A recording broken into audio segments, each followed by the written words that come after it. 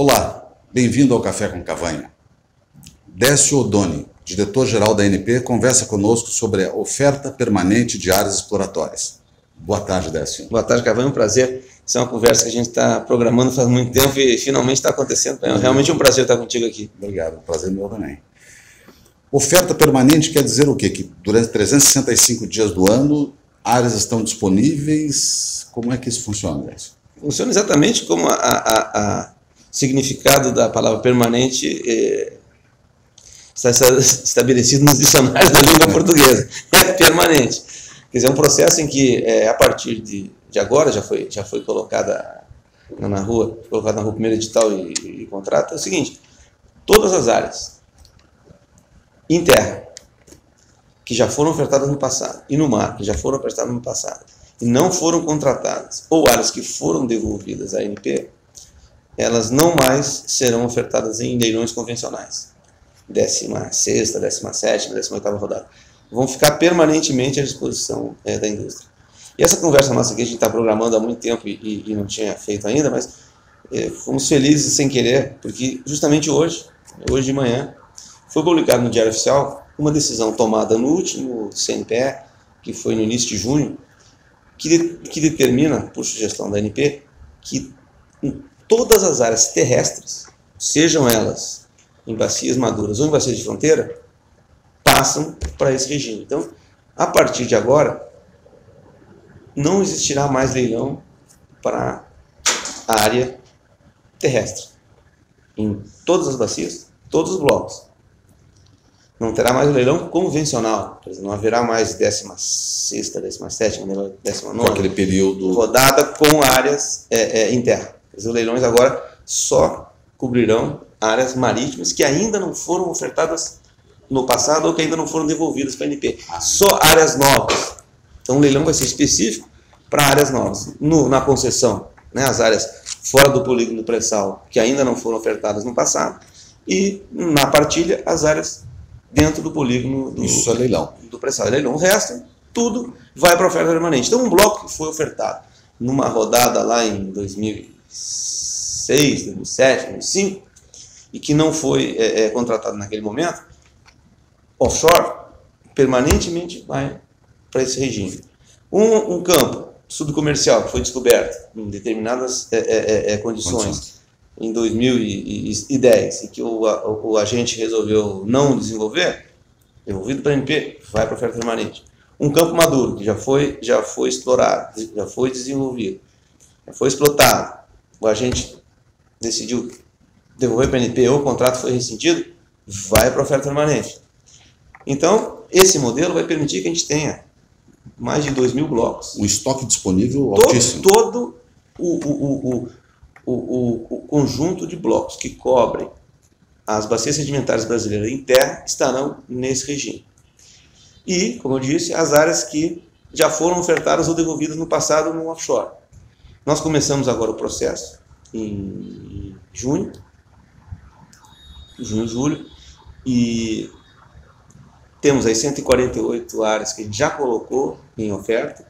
Tinha 10 áreas que estavam na fila e tem mais perto de 2.000 que estão na fila por questões ambientais. Como a gente está retomando a exploração dessas áreas, esse processo precisa se passar pelos órgãos ambientais para dar o ok para que a gente possa colocar essas áreas novamente em oferta. Como boa parte delas já foi ofertada no passado, é um processo mais expedito. Então nós imaginamos que, do ponto de vista prático, em algum tempo nós vamos ter todas essas áreas disponíveis. Então imagina o seguinte, quer dizer, mudou tecnologia, ou mudou preço, ou mudou condições, um interessado pode rever aquilo, ver que é atrativo, e aí vem para a ANP e diz, tem interesse nessa área, e aí o que acontece? Se alguém se manifestar interesse em determinada área, a ANP vai programar um leilão específico para aquele bloco em 90 dias. Então, é uma dinâmica distinta, não é mais a ANP que seleciona os blocos e coloca em oferta num leilão anual, e agora sim o mercado que manifesta interesse em market driven,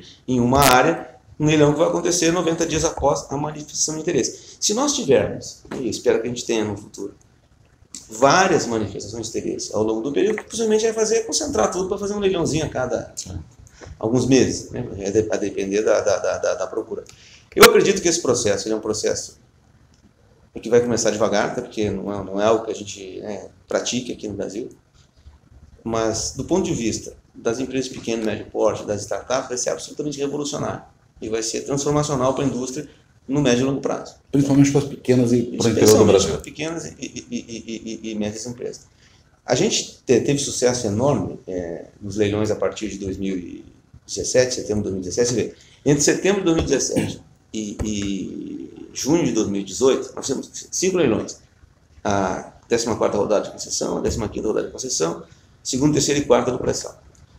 Contratamos 68 blocos, 21 bilhões de reais de boa assinatura, que nada comparado com centenas de bilhões que isso vão representar em termos de arrecadação ao longo dos próximos anos, sem falar nos investimentos que a gente teve. Mas isso foi muito concentrado no offshore, nas bacias de Campos e Santos, principalmente. Alguma coisa no Nordeste. Muito pouco nas bacias anteriores. Sergipe, Alagoas, alguma coisa ali Rio Grande do Norte, Ceará, mas a grande concentração de ofertas que nós tivemos foi na região de bacia de Campos e Santos. E o interesse pelos blocos em terra foi baixo. Por que foi baixo? Por várias razões. A primeira delas, e principal, é que a Petrobras está no processo de investimento em um conjunto de campos maduros. Projeto Topaz, projeto Ártico, que o mercado está acompanhando. Então, enquanto esse processo de desinvestimento da Petrobras não avançar, os agentes econômicos estão esperando esse processo para se posicionar em termos de portfólio, especificamente no onshore e na água rasa no Brasil. Qual é a beleza, digamos assim, desse processo de oferta permanente? Uma vez que nós tivermos esse desinvestimento da Petrobras efetivado, nós vamos ter novos players, são centenas de campos, alguns dezenas de clusters aí que estão em potencial negociação. Nós vamos ter vários novos atores operando no mercado brasileiro.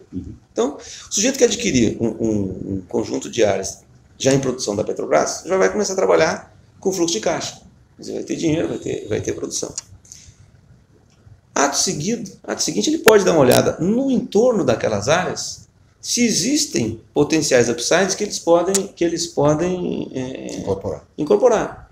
Então, todas essas áreas, no entorno dos ativos que a Petrobras está vendendo, nós estamos colocando oferta permanente. Então, a gente vai ver, possivelmente, esse processo, transferência de ativos da Petrobras, numa primeira etapa, para novos entrantes no exploração e produção de campo maduro, upside exploratório no entorno, aí essas companhias vão começar a ganhar fôlego. Possivelmente nós vamos ver algum tipo de consolidação mais à frente para criar empresas maiores no Brasil. Otimização das instalações, dos processos. Eu acredito que a gente vai ter oportunidade agora de permitir a criação de startups. A primeira etapa de criação de empresas de exploração e produção no Brasil, infelizmente, ela não foi muito bem sucedida, até porque as companhias que optaram por isso tiveram dificuldades de acesso ativo. E eu acho que boa parte pelo modelo que a gente tinha de exploração e produção no passado. Como é que era esse modelo? A ANP, a partir da sua criação, começou a criar os leilões anuais. E esses leilões eram programados uma vez ao ano, mais ou menos. Não era um calendário fixo, não era antecipado, mas era uma tradição, que era cumprida. E um conjunto de blocos, 100, 200 blocos, eram ofertados a cada ano. Só que o tempo disponibilizado para as companhias fazer a avaliação das áreas, se organizarem, levantar financiamento, fazer uma oferta era muito curto, 4, 5, 6 meses no máximo. Então, na verdade, esse processo ele funcionava como uma barreira de entrada para empresas que não estavam bem estabelecidas no Brasil, que era a maior parte delas. Então, você com isso limitava tremendamente a capacidade de novos entrantes participar dos bids. E a capacidade desses novos entrantes avaliar adequadamente, com o tempo, o potencial geológico dos blocos.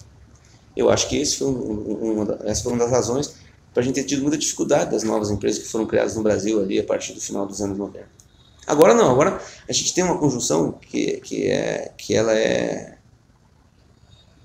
nova, eu ia dizer única, mas é única e nova, que é a seguinte: para você montar uma empresa de exploração e produção, falando aqui de uma startup, você precisa de alguns fatores. Você primeiro precisa de um empreendedor, você tem ideia. Depois você precisa dos recursos financeiros. você precisa da oportunidade de estar presente. Você tem que ter o estoque de oportunidades, senão não adianta montar uma companhia de exploração e produção num país que não oferta área para exploração e produção, não tem sentido. E o quarto, e muito importante, você precisa dos técnicos. Então, esses 4 fatores, eles são absolutamente fundamentais. Lá atrás, né, nesse primeiro ciclo que nós vivemos, a gente tinha os empreendedores, né, o Eike Batista, o Márcio Mello e outros aí que se aventuraram na formação de empresas de exploração e produção. O financiamento, naquela época, foi conseguido, né, alguns deles pelo Bolsa de Valores, esses 2 casos, por exemplo, mas você tinha 2 problemas. Né, o problema do estoque de áreas, que a oferta era muito limitada, era esse tipo de leilão que a gente está comentando, e as companhias elas tinham os recursos para atuar naquele horizonte de áreas que estava ofertado. E também a falta de técnicos. Você não tinha no Brasil, se for Petrobras, eu também, não existia no Brasil naquele momento um estoque de profissionais. Existia mundo fora da Petrobras. Né? Não existia fora da Petrobras. Então, o acesso a conhecimento era muito limitado. Quando a gente olha o que está acontecendo agora, né, a gente está no momento em que esse processo de desinvestimento da Petrobras e a oferta permanente vão garantir que oferta de áreas não faltarão.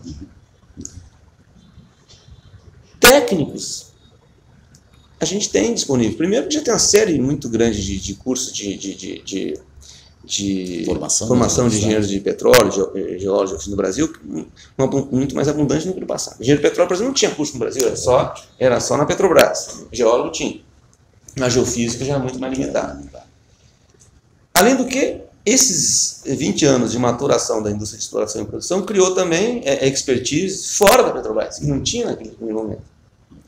E, sem falar nos milhares de funcionários da Petrobras que ainda em idade de trabalhar saíram nos planos de demissão voluntária. Então você tem hoje esse conjunto de profissionais aí capazes. Os fatores estão todos convergentes. Só faltam 2 fatores: o empreendedor e o dinheiro, o financiamento. Então, nós precisamos agora incentivar que surjam empreendedores no segmento do Brasil, e você vê que os recursos financeiros estão vindo.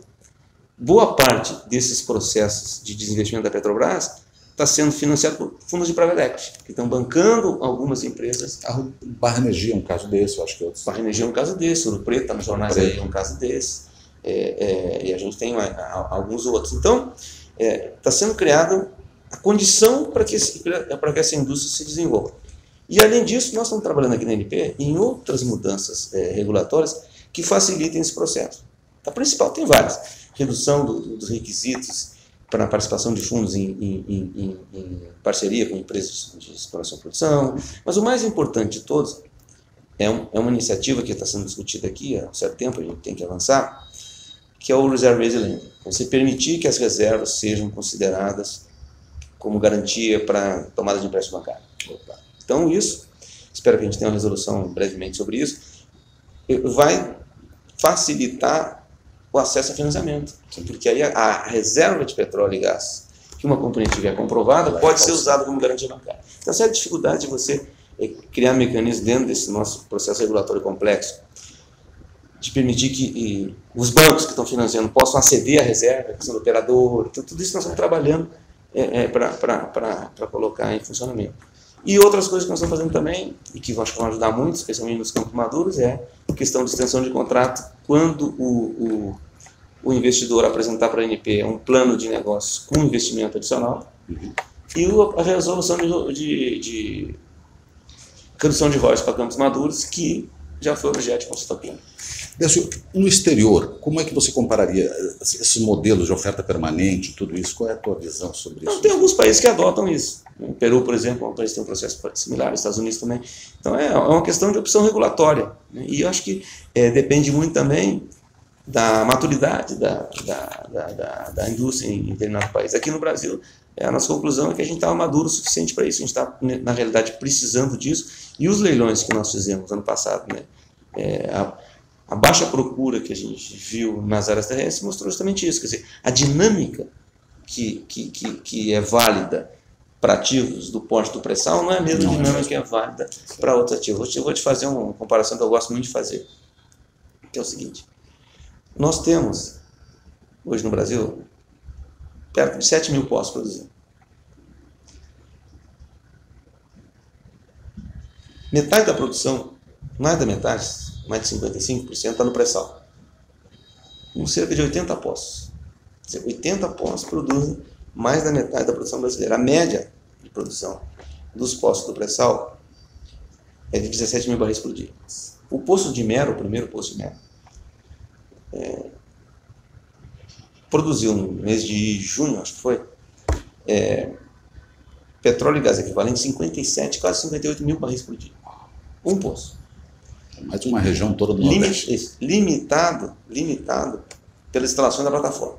Que tem, acho que é 50 mil barris de petróleo e quase 3 ou 4 milhões de cúbicos de gás, não sei exatamente esse detalhe.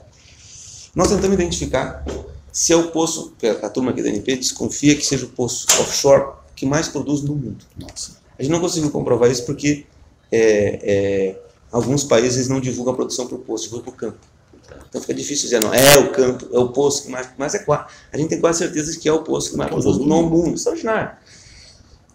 E aí você falou, Rio Grande do Norte é o estado brasileiro que mais produz em terra, perto de 48 mil barris por dia, em 4.400 poços. Nossa, o custo. Né? 4.400 poços.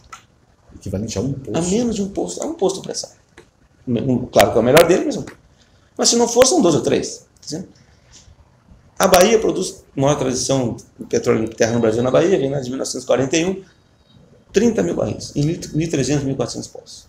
Então, a gente tem 3 ambientes completamente... E tem que tratá-los de forma diferente. Esse que é o grande... Você pega, você tem 3 ambientes completamente diferentes. Pré-sal, 17 mil por dia, na média 80 postos. O offshore, convencional, Bacia de Campos, Santos e o Nordeste, 600 postos, produzindo 1.700 barris na média. E em terra, 6 mil, 7 mil postos, produzindo 17 barris por posto na média. Escala logarítmica, 17 mil, 1.700, 17. Não dá para botar no mesmo eixo. Não dá, então tem a regulação, o ator que você busca para cada um desses ambientes. Muito bom. São diferentes, as exigências são diferentes. E nesse ponto eu queria ver sua visão, porque você falou rapidamente e eu acho isso e é um paradigma para nós, quer dizer, o que é bônus e o que é o dinheiro recolhido para o Estado depois do bônus, durante a operação, durante os investimentos, durante a operação. Tem uma ideia assim de proporção dessas coisas? Montante de bônus? A escala ela é completamente desequilibrada. Eu vou pegar o exemplo da última rodada do pré-sal. Pegamos aí alguns bilhões de reais de bônus de assinatura. Né? O total de bônus que a gente recolheu ao longo dessas rodadas todas foi de 21 bilhões. A nossa estimativa, né, é que a arrecadação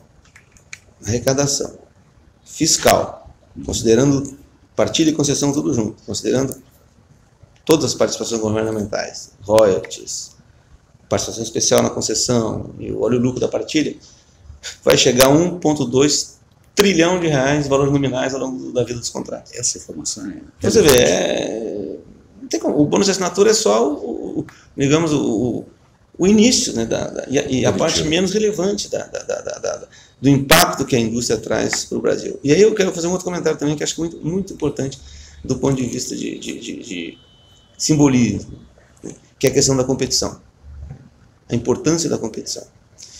Quando nós tivemos o primeiro leilão do pré-sal, leilão de Libra, a Petrobras tinha a obrigatoriedade de ser operadora única do pré-sal. Então, todo mundo sabia que a Petrobras deveria ser operadora. Então, houve um consórcio formado pela Petrobras, que foi o único consórcio que apresentou, porque a Petrobras tinha que ser operadora. É difícil que um outro consórcio seja formado sabendo que a Petrobras é operadora única. Então, foi feita a licitação e o vencedor foi oferta única. Tinha a condição mínima do contrato, saiu. Nesse último leilão do pré-sal, na quinta rodada, tem um processo muito interessante. Na nova lei do pré-sal, a Petrobras precisa ter uma opção. Então, o CNPE define, né, os blocos que vão ser ofertados. A Petrobras tem 30 dias para dizer se ela vai exercer a preferência dela de ser operadora no bloco ou não. Ela exerce a preferência não a obrigatoriedade. E ao existir a preferência, a Petrobras está submetida à competição de terceiros. Como operadores. Como operadores. O que ocorreu na quinta rodada? Em 2 dos 3 blocos que foram arrematados.